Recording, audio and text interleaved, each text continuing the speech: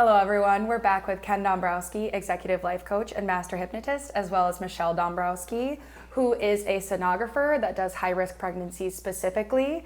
And we recently talked about fertility and infertility and how that can affect some women in their journey to get pregnant. And I think another thing that we need to discuss that I know my mom sees is when women are told that they have zero chance of ever getting pregnant. It's just not going to happen for them.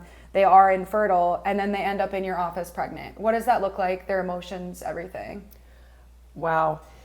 They come in and they are in such disbelief that they're pregnant. I have heard it hundreds of times where doctors have told patients, you can't get pregnant, you're never ever going to have a baby, so they just give up. And then here they are, they just show up and now they're pregnant.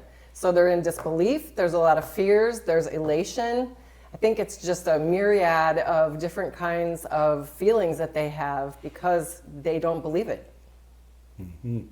And that would definitely make sense because we have this thing in society where we hold doctors into a high esteem. You know, you're in a doctor's office. The doctor is wearing the white lab coat and it's going to have their name embossed on it, and maybe even the traditional stethoscope around the neck. And all of this gives us this kind of a feeling that this person just knows more than I do. And whatever they have to say, whatever they're doing is important. So when that doctor tells you something like you cannot get pregnant, we've done all these tests and it's not going to happen, people believe that. Now some people might believe that even though they could get pregnant, well now they believe that they can't, so therefore they can't.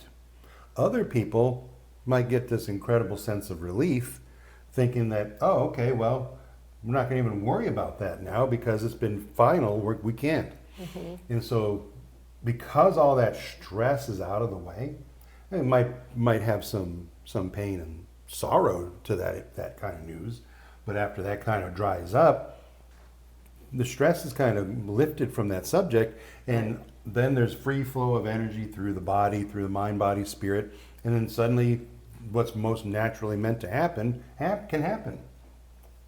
Absolutely. And sometimes it may be 2 years later, 5 years later. I've seen it 10 years later. And all of a sudden they're pregnant and they kind of don't know what to do.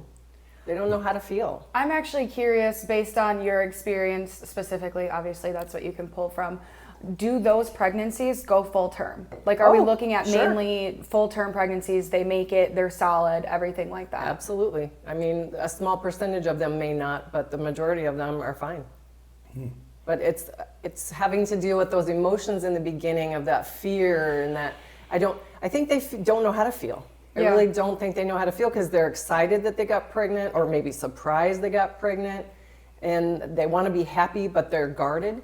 Well, they already had to accept the fact that this was never going to happen. So being told the impossible is happening has to be one of the most confusing things on the planet, really.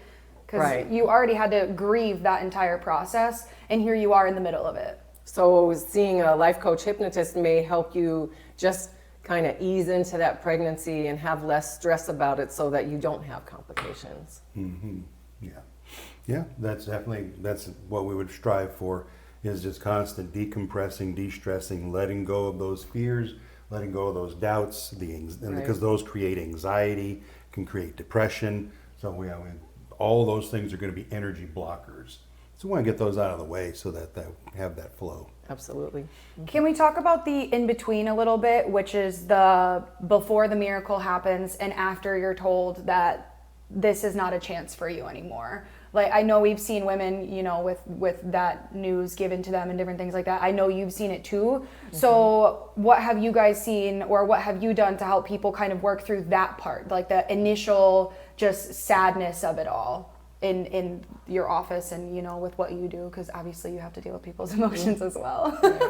Much less time, though. I mean, we just have to walk them through, comfort them at the time that they find out they have a miscarriage, or if it looks like something is going on that would cause them infertility problems.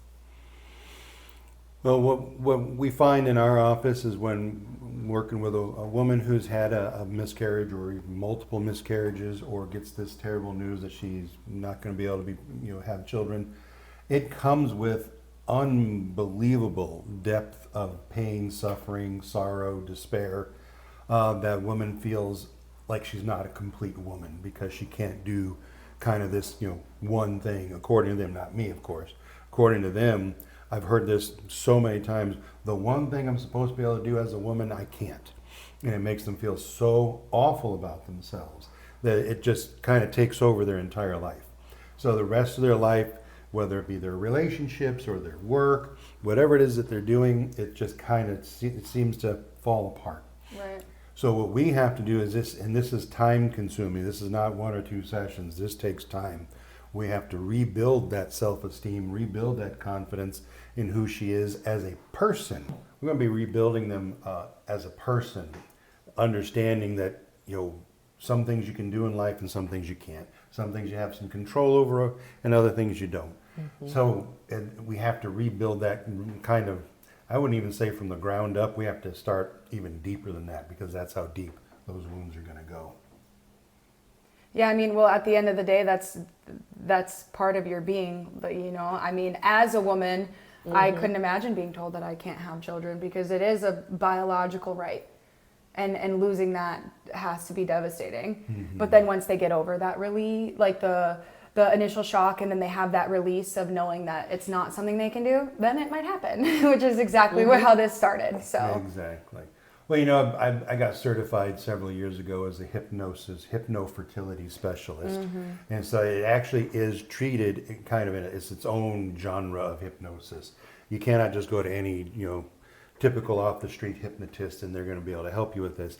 It really has its own specific set of rules, very specific about what you should say and very specific of what you can never say in these hypnosis because it could be even more detrimental because it's on a kind of a hair trigger with these ladies because that's just the fragile state they're in.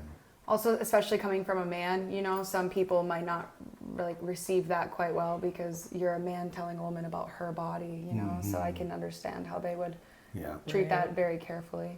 Right. Yeah. Right. All good. Good stuff. You have anything else to add from your end? Nope. I'm good. All right. Well, thank you so much for your insight, both of you. Mm-hmm. If you need help getting over infertility or, trying to get pregnant, please give us a call today. Thank you for watching. Thank you. Bye.